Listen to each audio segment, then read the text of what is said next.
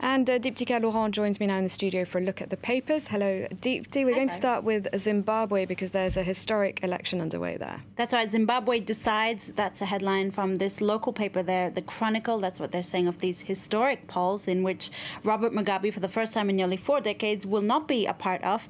Indeed, the two frontrunners are two men, and it's battling. It seems to be the battle between the crocodile, that's a nickname for Emerson Mnangagwa, and the cobra, which is a nickname for Nelson Chamisa. Now, Mnangagwa, he's a shrewd operator. He's part of the political establishment. On the other hand, you have Nelson Chamisa, who's charismatic, a former student leader, a lawyer, an evangelist. He's really pulling in the youth vote. If Chamisa wins, well, he'd be defeating an opponent who's been in politics longer than he has been alive. So you really get an idea of how different these two candidates are. If there's no winner, The Guardian warns that the two leaders and their respective parties may end up having to form a, quote, marriage of convenience and national unity government, which, at least for this writer, could be the most sensible way forward for the country.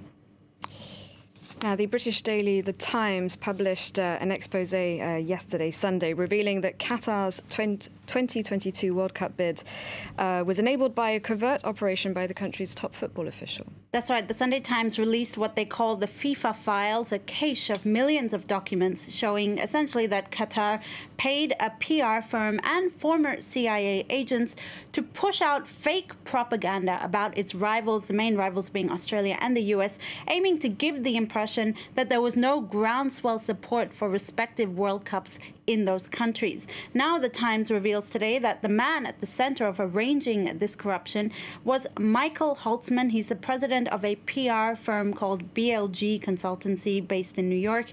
He, incidentally, was also hired by Asma Assad, the Syrian First Lady's office, and helped arrange a very controversial interview that she gave to Vogue magazine.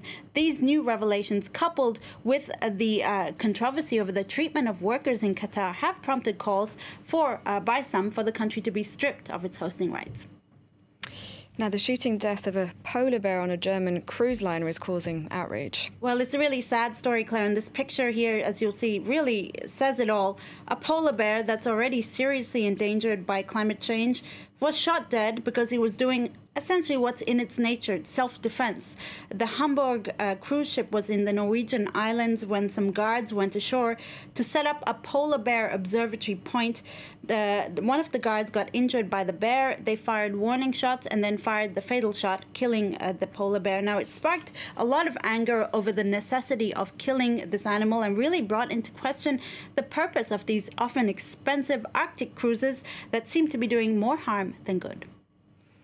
Now, there's a video that's gone viral here in France of a woman being sexually harassed and then physically assaulted when she actually fights back. That's right. It's video proof that sexual harassment is well and truly prevalent for women in Paris. That's what Le Parisien, the French newspaper, says on its front page.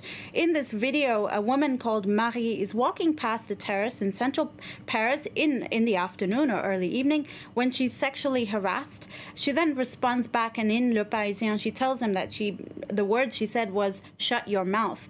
The man then took an ashtray, threw it at her before confronting her and physically assaulting her. Now, it's also brought into question the toughness of anti-sexism laws in France that are due to come into effect in the fall. And in this interview, Marie said she was not just defending her cause, but the cause of all women. I quote, "As long as this phenomenon continues, we can't be talking about it enough." Turning our attention now to the Tour de France and cycling's new champion, Geraint Thomas. That's right, Geraint Thomas. He cycled his way up the Champs-Élysées on Sunday and became the first Welshman to win the Tour. Just looking at some of the headlines today, you have Master of Paris, Super G. You also have Enter the Dragon, Enter Le Dragon, the Daily Mirror says, in reference, of course, to the Welsh flag. I quite like L'Equipe's front page, the French sports paper, says simply Prince of Wales. And finally, another story that's gone viral, but one with a happy ending. That's right. So this is a story of a woman called Courtney Duffy. She was asked to be a bridesmaid at a friend's wedding. She agreed to it. She bought the prerequisite dress, which actually was a jumpsuit, but that's a whole other discussion. She booked her flights and then was told by the bride that she was being replaced by another person due to her apparently busy schedule. It turns out she's a student. Now, Duffy posted a picture of the letter that her friend sent to her in the hopes of getting her flights refunded. Well, for once, this is a positive story by an airline. JetBlue, which is a low-cost American airline, agreed to waive her cancellation fees, fully refund her tickets. But that's not all, Claire. As you see in their tweet here, they went a step further and offered her a, quote, girls' weekend when and if she makes up with the bride. All right, thank you very much, Deepti. And if you missed some of that press review, you can go to our website. You'll see it there in full, france24.com.